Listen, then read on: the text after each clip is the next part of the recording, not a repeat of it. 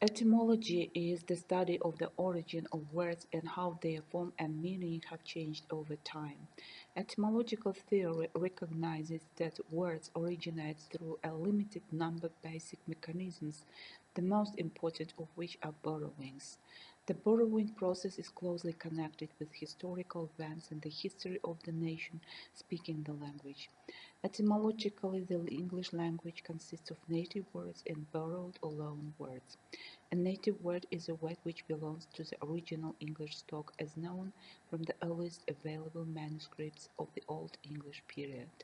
The term native is used to denote words of Anglo-Saxon origin brought to British Isles from the continent in the 5th century by the Germanic tribes.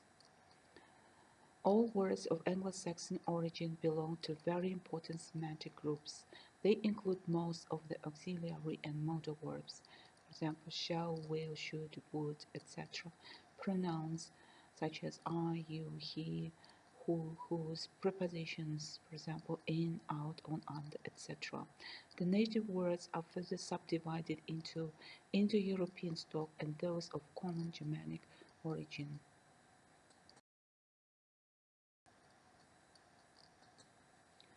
By the Indo-European element we mean words of roots common to all or most languages of the Indo-European group. English words of this group denote elementary concepts without which no human communication would be possible. The following classification was given by Arakin. The first group, family relations, for example, father, mother, brother, and so on. Parts of human body, animals, plants, time of day, heavenly bodies such as sun, moon, star, numerous adjectives, the numerals from 1 to 100, pronouns, personal, demonstrative.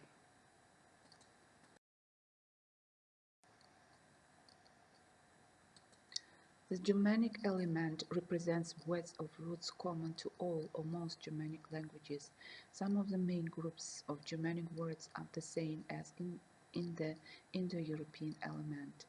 For example, parts of human body, head, back, hand, arm, finger, animals, for example, bear, fox, calf, plants, natural phenomena, seasons of the year, human dwellings and furniture, adjectives such as green, blue, gray, white, and so on, verbs, see, hear, speak, tell, say, etc.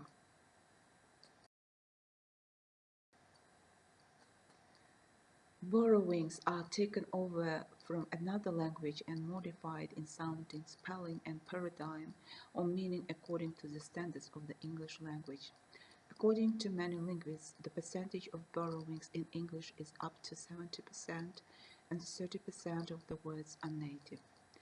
Borrowings enter the language in two ways, through oral speech and through written speech, for example, through books, newspapers, etc. Oral borrowings took place in the early periods of history, whereas in recent times, written borrowings have gained importance.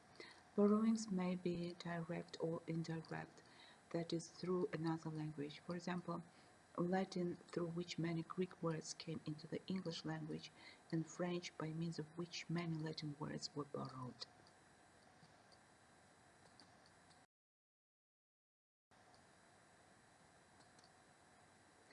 In the first century before Christ, most of the territory now known to us as Europe was occupied by the Roman Empire. Among the inhabitants of the continent were German tribes called barbarians by arrogant Romans. This was really a rather primitive stage of development compared with the high civilization of Rome. They were primitive cattle breeders and knew nothing about land cultivation. Their language contains only Indo-European and Germanic elements. After a number of wars between the Germanic tribes and the Romans, these two opposing peoples came into peaceful contact. Trade is carried on and the Germanic people gain knowledge of new things. They learn how to make butter and cheese, and as there are no words for these products in their tribal languages, they are to use the Latin words to name them. They also borrow the names of some fruits and vegetables such as cherry, pear, plum, bee, beet, and pepper. The word plant is also a Latin borrowing of this period. There were numerous scientific and artistic terms like datum, status, phenomenon, philosophy, of which the words philosophy, phenomenon were borrowed into English from Latin and had earlier come into Latin from Greek.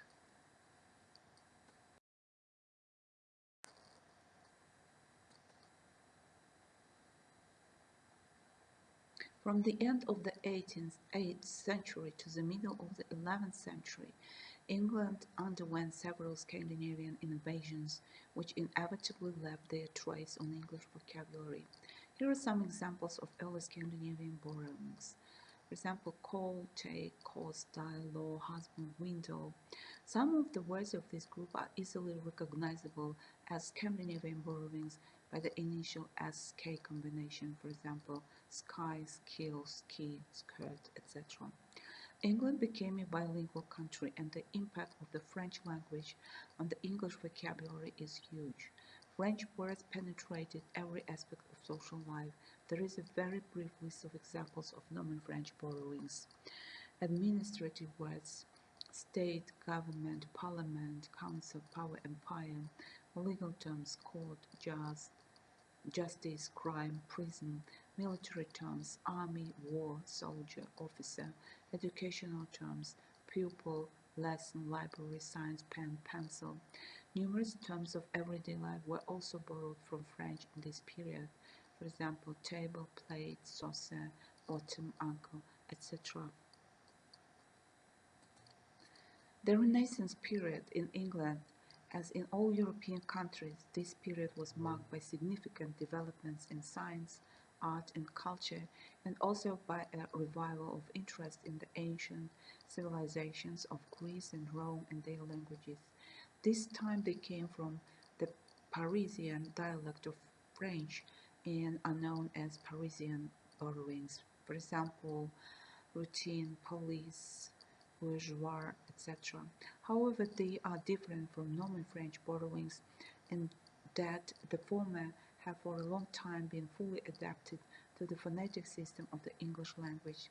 The words as table, plate, carriage bear no phonetic traces of their origin, French origin. Contemporary English is a unique mixture of many languages, and this mixing has resulted in the international character of the vocabulary. In the comparison with other languages, English possesses great richness of vocabulary. English has proven accommodating to words from many languages in 17th and 19th centuries due to the establishing of cultural trade relations. Many words were borrowed from Italian, Spanish, Portuguese, German and other languages. Especially Italian borrowings are famous by its influence in music in all Indo-European languages. For example, such words as libretto, violin, opera, piano, trio, and so on. Today, the English language contains words from different sources. They have developed naturally over the course of centuries from ancestral languages, and they are also borrowed from other languages. For example, from Spanish were borrowed such words as hurricane, tomato, chocolate. Portuguese words veranda, coconut, German yacht, landscape, Irish whiskey, trousers, Japanese kimono, tsunami, Russian words taiga, Sputnik, Arabic words Muslim, orange, sofa, Hindi, karma, kaki.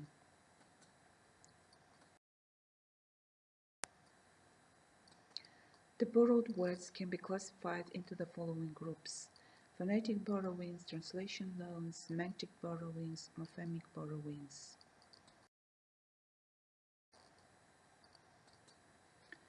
Phonetic borrowings are most characteristic in all languages. They are called loan words proper. Words are borrowed with their spelling, pronunciation, and meaning. Then, as Adams describes, they undergo an assimilation. Each sound in the borrowed word is substituted by the corresponding sound of the borrowing language. The structure and the spelling in some cases can be changed. The position of the stress is very often influenced by the phonemic system of the borrowing language. The paradigm of the word and sometimes the meaning of the borrowed word are also changed. Such words as labor, travel, table, people are phonemic borrowings from French. Apparatchik, Sputnik are phonemic borrowings from Russian. Bank, soprano are phonemic borrowings from Italian, etc. Translation loans are word for word or morpheme translations for some foreign words or expressions.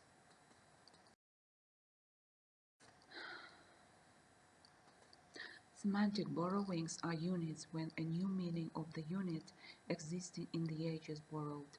It can happen when we have two relative languages with common words with different meanings. For example, there are semantic borrowings between Scandinavian and English, such as the meaning to live for the word to dwell, which in Old English had the meaning to wander. Morphemic borrowings are borrowings of affixes which occur in the language where many words with identical affixes are borrowed from one language into another so that the morphemic structure of borrowed words becomes familiar to the people speaking the borrowing language. For example, we can find a lot of Romanic affixes in the English word-building system. That is why there are a lot of word hybrids in English where different morphemes have different origin. A person who does not know English but knows French, Italian, Latin, or Spanish is certain to recognize a great number of familiar looking and sounding when looking through an English book or listening to an English speaking. It is true that English vocabulary, which is one of the most extensive among the world's languages, contains an immense number of words of foreign origin.